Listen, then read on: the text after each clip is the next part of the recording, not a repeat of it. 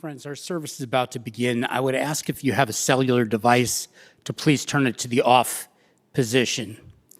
Officiating our service today will be Rabbi Michael Schwab from North Suburban Synagogue, Bethel.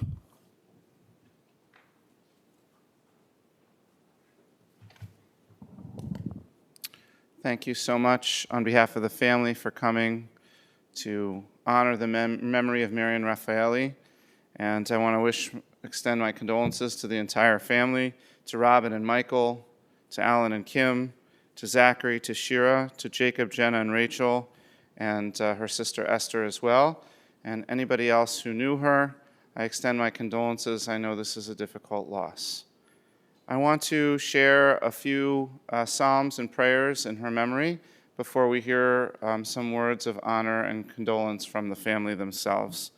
I'm going to begin by reciting from Psalm 15, which speaks about a person of integrity, and she was many things, including that. Mizmor LeDavid, Adonai mi'agor bo alech, mishkon b'har kodshecha, holech tamim u'foel tzedek v'dover emet bilvavo, lo ragal al leshono, lo asal re'ora v'cherpa lo nasal krovo, nivzeh beinav nimas, v'et yirei Adonai yichabed, nishpa lehara v'lo yamir, kaspo lo natan b'neshech, v'shochar anakilo lakach, osei lo yimot le'olam. A Psalm of David. Do we deserve to enter into God's sanctuary? Can we merit a place in the presence of God? Live with integrity, do what is right, speak the truth, have no slander on your tongue, do no evil to others, do not mistreat your neighbor, spurn those who are contemptible, honor those who revere God, never retract a promise once made, though it may bring you harm. Lend no money at unfair rates, accept no bribe against the innocent. Make these deeds your own, and you shall stand firm forever. It is a Jewish tradition and our belief that Marian's soul does indeed stand firm forever.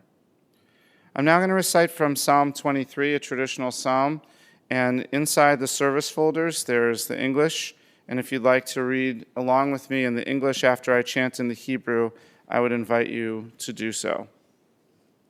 Mizmor LeDavid, Adonai roi lo achsar, binoteh sheyar bitzeni, al me menuchot yinahaleni, nafshi eshovev, yancheni v'magle tzedek leman shemo, gam ki elech begeitz hamavet, lo yirara ki ata imadi, shiftecha umishantecha hema yinachamuni, taroch lefanai shochan neged tzorai, dishanta v'Sherman roshi kosi revaya, ach tov v'chesed yudafuni kol yemei chayai, v'shavti b'veit Adonai liorech yamim. Please join me if you'd like, Psalm 23 in the English. The Lord is my shepherd, I shall not want. He maketh me to lie down in green pastures. He leadeth me beside the still waters. He restoreth my soul. He leadeth me in the paths of righteousness for his name's sake. Yea, though I walk through the valley of the shadow of death, I will fear no evil, for thou art with me. Thy rod and thy staff, they comfort me. Thou preparest a table before me in the presence of mine enemies. Thou anointest my head with oil, my cup runneth over. Surely goodness and mercy shall follow me all the days of my life, and I will dwell in the house of the Lord forever. There's a beautiful poem that's taken from the book of Proverbs that's recited to the woman of the house each Friday night at Shabbos called Eshet Chayil, and I just want to read a few lines from that beautiful poem because I think it relates to the memory of Marian. What a precious find is an Eshet Chayil, a true woman of valor. Her worth is far beyond rubies. Her husband puts his confidence in her all the days of her life. She opens her hands to those in need. She extends her hands to the poor. She is clothed with both strength and splendor. She opens her mouth with wisdom. Her tongue is guided by kindness. She never eats the bread of idleness. Her children come forward and bless her. Her husband praises her and says, "Many women have done superbly, but you surpass them all." Charm is indeed deceitful, and beauty vain, but a God-revering woman is much to be praised. Extol her for the fruit of her hands. Wherever people gather, let her deeds always speak her praise. Amen.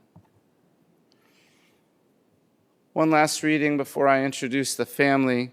There's a philosopher named Ben Sira in the Jewish tradition, an ancient philosopher, and he wrote the following: when parents who have taught their children pass on, that passing is not true death.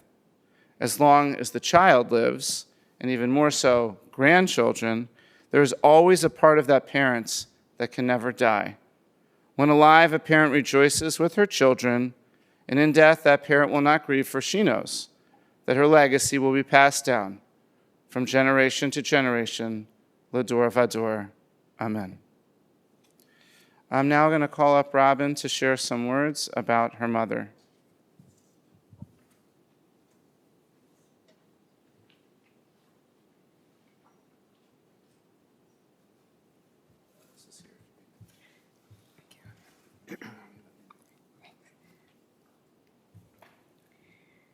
Thank you all for joining us this afternoon, giving us the comfort of community.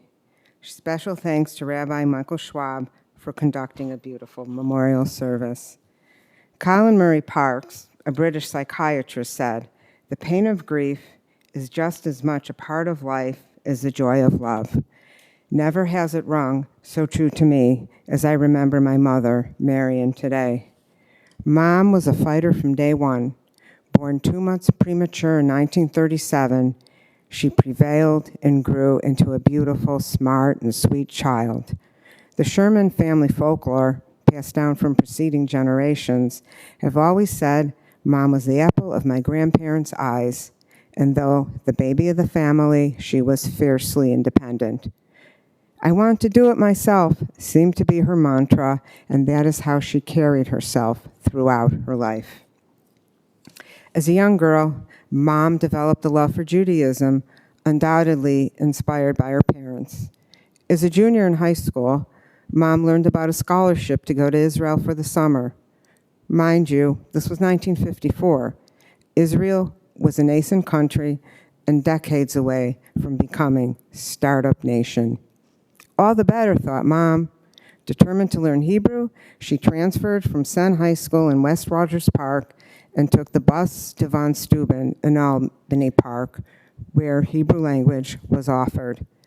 She was one of only 3 in the Chicagoland area who earned the Israel Scholarship, traveling on a ship called Arza, which means to the land in Hebrew. One of the European stops along the way was Zurich, Switzerland. There, a young medical student boarded the ship to go back home for the summer. Mom, never satisfied with an ordinary souvenir, chose to bring this young man to Chicago upon his graduation. He married Mom and became a father to Alan and me. Although married at 20, Mom didn't miss a beat, earning a degree from Roosevelt University in the College of Jewish Studies. Not long after that, Alan was born, and Mom began teaching elementary school. I came along 3 years later.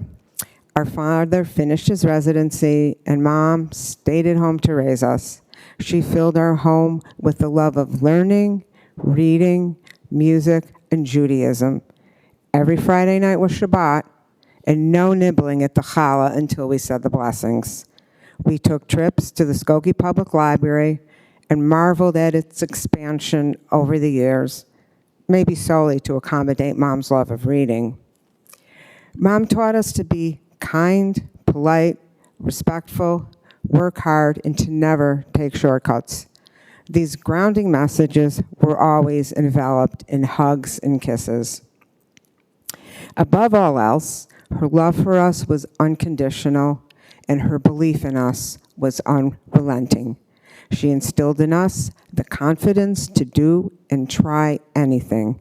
I took piano lessons for years before I realized I wasn't very good at it, simply because Mom always encouraged me and commended me for my commitment and hard work.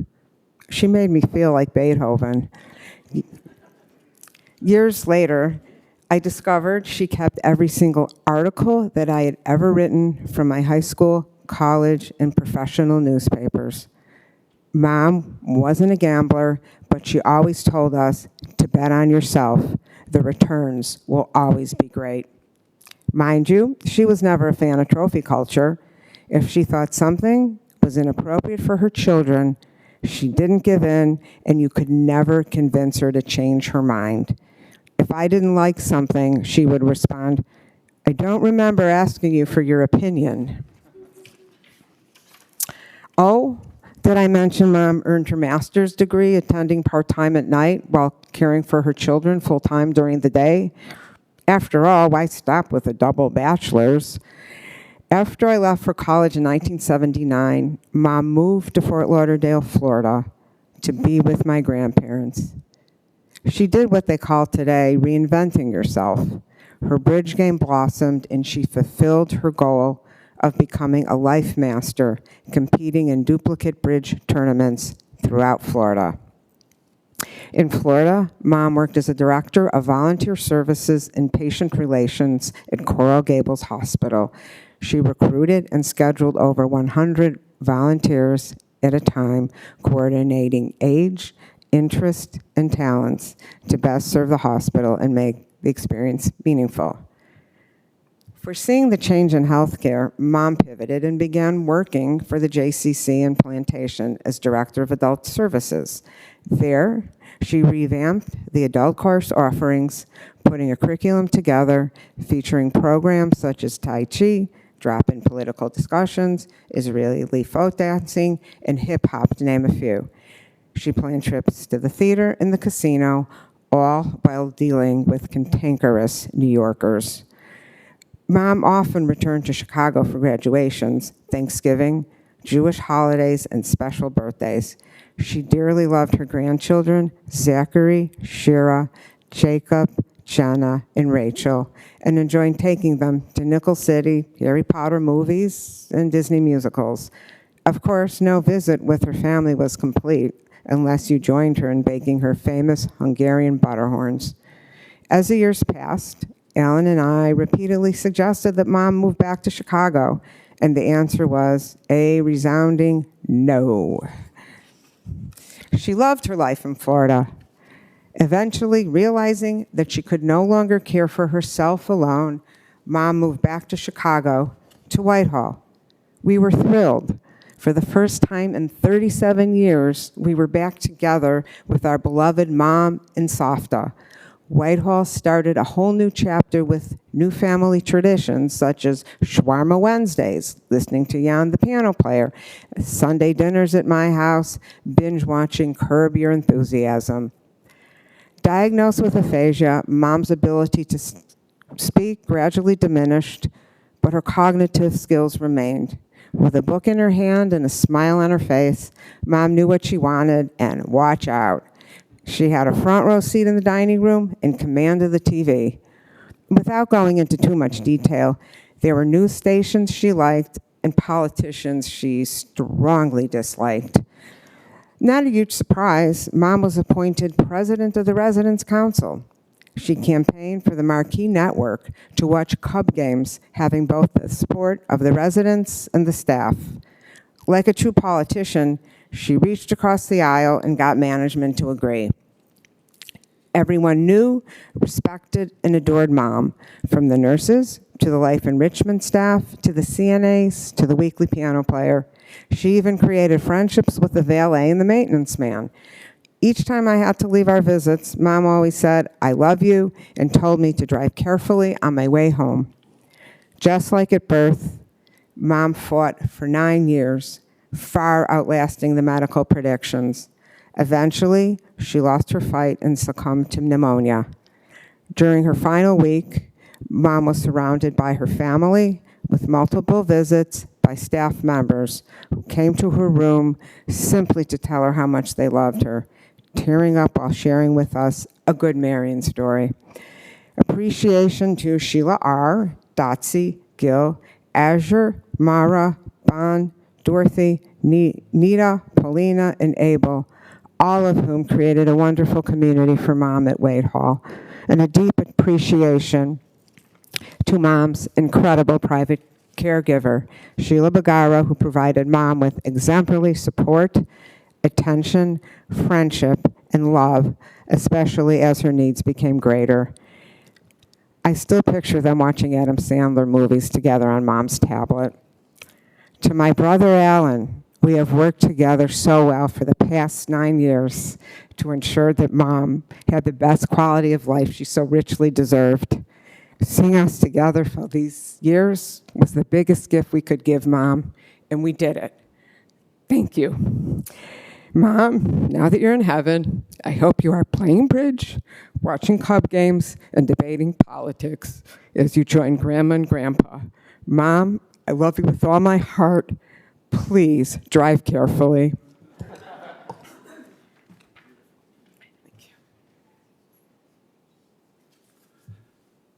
Thank you. Beautiful words. I'm now going to ask her son Alan to come up and share some words.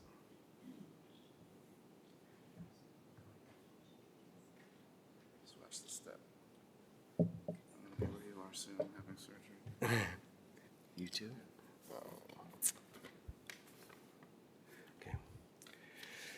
Okay. My mother, Marian, passed away last week. She was more than just my mother. She was an inspiration to everyone who knew her. As I reflect on her life, two qualities stand out: her fierce independence and her unwavering determination to never give up. These were the values she lived by, and they've shaped the person I am today. After my sister Robin and I graduated from high school, my mom made the bold decision to move to Florida, and she never looked back. She built a successful career in upper management in the healthcare and social service industries, working well into her 70s. She also became an amateur bridge champion, entering numerous tournaments and winning countless awards. Beyond her professional accomplishments, she devoted her time to charitable causes, including supervising field trips for the elderly at the JCC. One story that always makes me smile is about her most popular trip, a free day cruise to the Bahamas. The cruise line offered a free buffet and unlimited drinks, hoping the customers would gamble on blackjack or slot machines. It often led to some interesting situations, as the elderly patrons would get carried away with the free drinks and gambling, and my mom would find herself having to step in and cut them off. She would joke, "I wish more people would sign up for the cultural trips, like the museums and theaters, instead of these gambling boats." Her independence and adventurous spirit were constant in her life. When she decided to move to Florida, her plan was to fly down, have her car shipped, and send her belongings separately. But a couple days before she was set to leave, I offered to drive her instead. She smiled and said, "Sure, it'll be an adventure." So we packed up her old Cadillac, which had a huge trunk and a huge back seat, and we stuffed it to the brim. We left in the evening, planning to stop in Indianapolis for the night. But when we got there, we looked at each other and said, "Should we just keep going?" And we did. The same thing happened in Louisville and then in Nashville. By the time we reached Atlanta, we found ourselves stuck in early morning rush hour traffic, laughing at how we turned a simple drive into an all-night adventure. Finally, we pulled into Miami around midnight, surprising my grandparents, who, needless to say, were thrilled but very upset by our unannounced arrival. That trip captured so much about her: spontaneous, strong-willed, and never one to shy away from a challenge.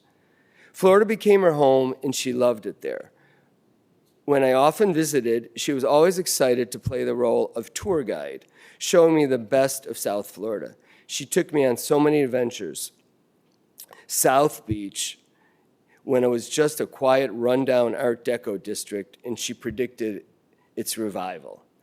Little Havana for Cuban food, Miami Hurricanes football games when they were the national champions, canal boat rides in Fort Lauderdale, dog racing tracks, highlight matches, which I still never understood, and of course, Palm Beach mansions. She also loved seeing the entertainers who performed regularly in South Florida, like Jackie Mason, Rodney Dangerfield, Neil Diamond, and Gloria Estefan. She never slowed down, and she always made sure to pack in as much as possible. Through it all, she never stopped telling me one thing: never give up. I've heard those words countless times through my life, and they became a mantra to me. I remember calling her in the early weeks of law school, feeling overwhelmed, and saying, "I'm not smart enough. This is too hard. I want to quit." She didn't have any sympathy for that idea. She said, "It's hard now, but it'll get easier. Don't quit." And she was right. A couple months later, it got easier. Her belief in me never wavered, and I carried that encouragement with me every day. Her greatest lesson, though, came in her final years. When she returned to Chicago, her health was in decline.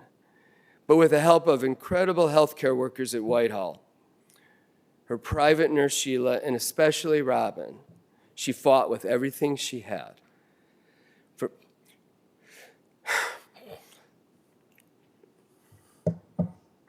For 9 more years, she kept fighting. She lost some of her memory and cognitive abilities, but she fought through it. She lost her ability to walk, but she adapted. She lost her ability to speak, but she still found ways to communicate by writing or responding with nods or gestures. Even when she lost the ability to swallow, she managed to eat with mashed foods and thickened liquids very slowly and in very small portions. She did this for 3 years. There was a time 3 years ago when she was in hospice care and the doctors didn't expect her to make it. But somehow she graduated out of hospice, which is nearly unheard of. But in the end, it was in her inability to swallow that caused her so much pain, but still she fought to the end. My mother was more than just an incredible woman. She was a living example of how to face life with courage and resilience. She didn't just tell me how to live, she showed me. Through her actions, she taught me to be independent in thought and action and to never give up, no matter how difficult life becomes. These lessons have shaped my life, and I hope to pass them on to my children. Mom, we will miss you more than words can say. Thanks for everything. And thank you, Robin, for being such a good sister.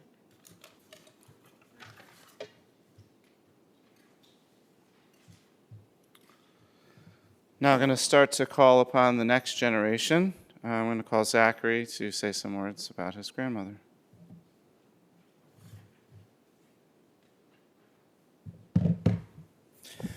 It's very fitting that behind me is Jerusalem stone. It reflects her love of Israel, and as one of the memories I have of her was her proudness of the Hebrew language. Growing up, my friends had grandparents or nanas or even bubbies. I had a savta, and that was very important to her to be called savta. She installed in us growing up a very proud sense, a very proudness of Judaism and being Jewish. I remember the holidays. I remember flying down to Fort Lauderdale to practice my bar mitzvah portion for her and my great-grandmother, and all those trips combined. I remember flying down often. We came down. We'd walk around, we did a boat cruise, but one of my favorite moments was we visited her at the JCC and in a plantation and walked around the campus and got to see all the programming. I remember there was like a dance class happening when we were down there, and she put that on, and seeing how many people loved her at that place. Everyone knew her, and it was amazing to see, and probably helped influence me to take my career path into becoming a Jewish nonprofit professional at one point. And during birthdays, the highlight was the Hungarian butterhorn cookies, and they're very delicate cookies. So you would get, remember, the USPS box would come in, you take out one bag, another bag, and another bag, and I was amazed at how stuffed that box was with no damaged cookies. I could probably not repeat that feat. It was an art of not even just the cookies, but how many we got, and then the key was to be strategic. They were really good, and as a younger kid, I'd want to eat them all. but I have no cookies left. So we put them in the basement in the freezer so you can just casually get them. You go down the stairs, then walk down the hall, and then get them so you wouldn't go through them all in 1 month. And it was always sad when we were down to the last bag, and I'm like, oh no, I ate them too fast. I spent a lot of the past 10 years away from Chicago, but one of my favorite traditions was I'd come home, and when I switched into politics, was coming home, giving her an update. I'd come home a few times a year, giving her an update of how the campaign was going, sitting at Whitehall with her, and watching Anderson Cooper normally on CNN. And she had a lot of thoughts, and it was always fun to hear her thoughts and hear her watch the news. And watch the news with her was always a fun moment to come down. And it was always fun to give her the updates. I really enjoyed it. And it was always a highlight for me knowing that come home, drop the bags off, pet the dogs, go to Whitehall, then fly out, normally in the weekend, which was very nice. I've lost, one of my biggest cheerleaders for all the grandkids. She was our biggest cheerleader. She's always proud of us. Had all of her photos up in Whitehall on her wall of all the grandkids and on her desk of the family photos, and I'm going to miss her so much.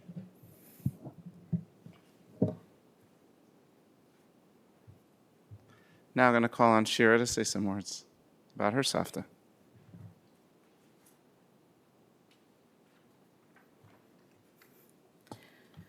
From the very first day my brother Zach was born, my grandma made one thing clear.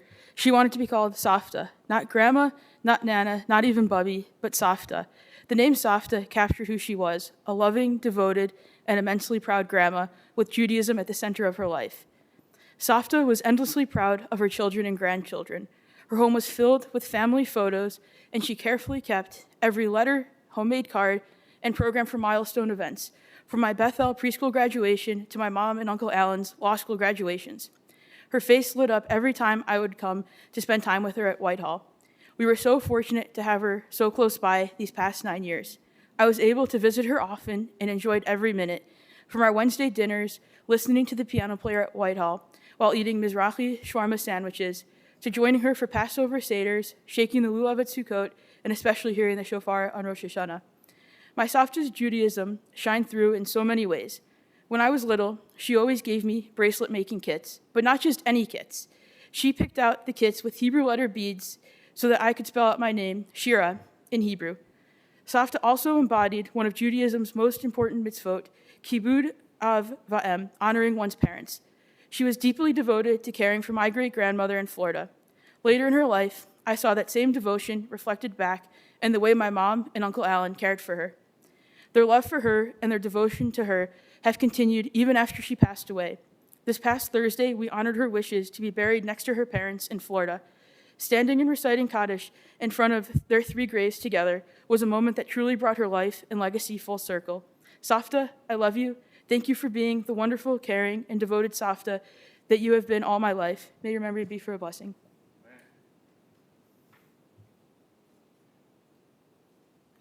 Now I'm going to call upon Rachel to say some words about her Savta.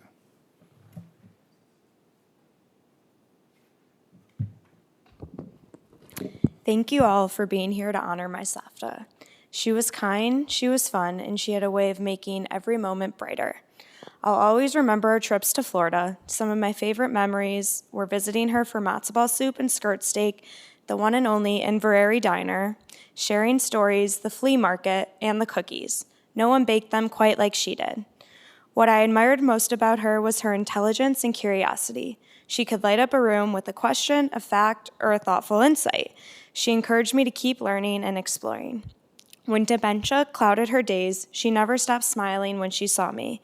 That smile was a testament to her courage and the depth of love she had for her grandchildren.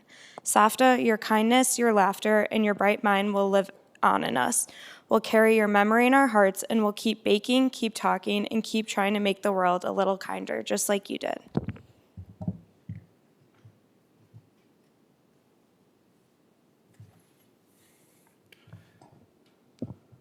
Such beautiful words about such a beautiful and impactful person.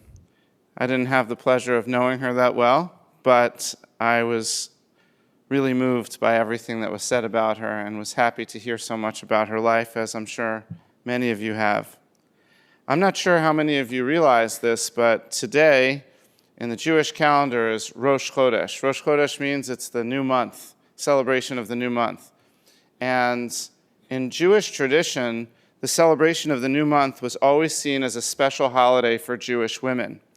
And in many ways, it's very fitting that this memorial service is happening on Rosh Chodesh, because she was certainly a special woman, and she absolutely deeply loved her Judaism.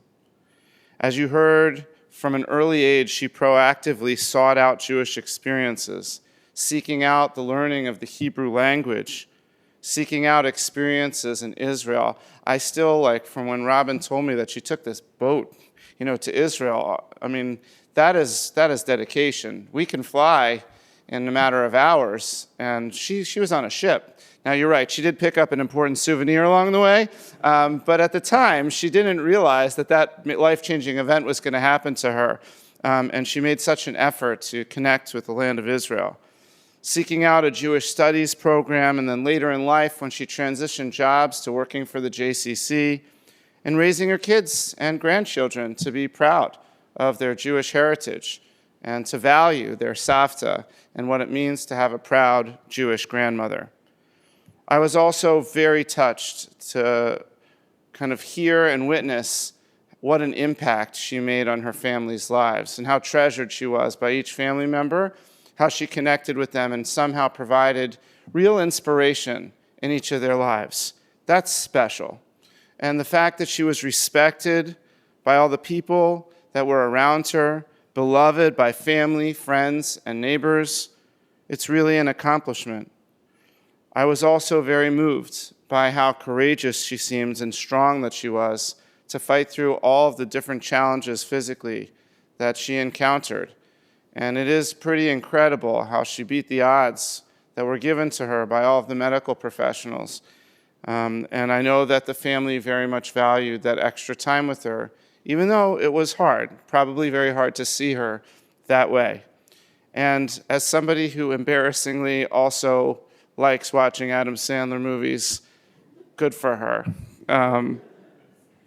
It's always important when somebody who is a mensch, somebody who's a really good person, who impacts the world in a better way and makes the world a kinder place, when they pass, we have to show our respect and our honor. Not everybody lives life that way, and not everybody lives life with a connection to their family, their friends, and their community the way that she did. The world is certainly a poorer place without her. May the memory of Bina Leah bat Yaakov v'Malka always be for a blessing, and let everyone here please say amen. If you're able, I'm now going to ask you to rise as we recite the memorial prayer in her memory.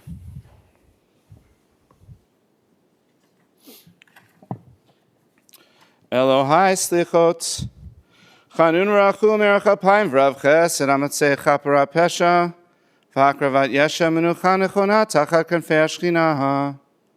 B'ma'alot kedoshim utorim, k'zohar arakia mazrim et nishmat, Bina Leah bat Yaakov u'Malka, shalcha li'olama.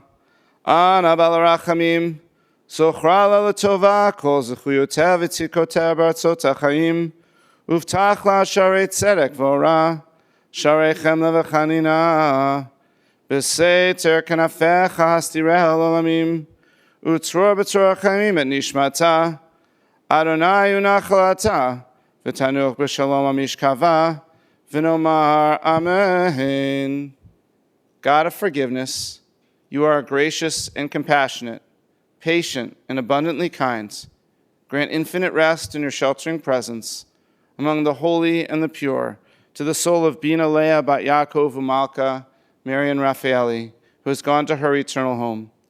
Merciful one, we ask that you remember all the worthy and righteous deeds she performed. May our loved one find perfect peace in your eternal embrace. May her soul be bound up in the bond of everlasting life. May she rest in peace. And let us all say, amen. As the family is currently in the Shiva period, the actual burial having already been completed, I'm going to recite the mourner's Kaddish, and the family can kindly join me. Yitkadal v'yitkadash shemei rabbah, be'alma tivrach chirutei v'yamlich malchutei, b'chayechon uvyomechon uv'chaye dechol Beit Yisrael, b'ag halal v'zman kariv v'imru, Amen. Yehi Shmei Rabba Mevorach Le'olam Ulalmei Almaya. Yitbarach v'yishtabach v'yitpa'ar v'yitramam v'yitnaseh v'yithadar v'yitaleh v'yithalal Shmei Dekudusha Briachu. Le'ela min kol birchata v'shirata tushbachata v'nechamata da'amiran be'alma v'imru Amen. Yehi Shlama Rabba min Shemaya. V'chaim aleinu v'al kol Yisrael v'imru Amen. Oseh shalom b'romav, hu ya'aseh shalom. Aleinu v'al kol Yisrael v'imru Amen. There's a traditional phrase that we say to those who are in mourning during their Shiva period, and I'll recite it to the family now. Hamakom yinachem etchem b'toch sha'ar avalei Tzion v'Yerushalayim. May God please comfort you amongst all the other mourners of Zion and Jerusalem. Amen. You may be seated.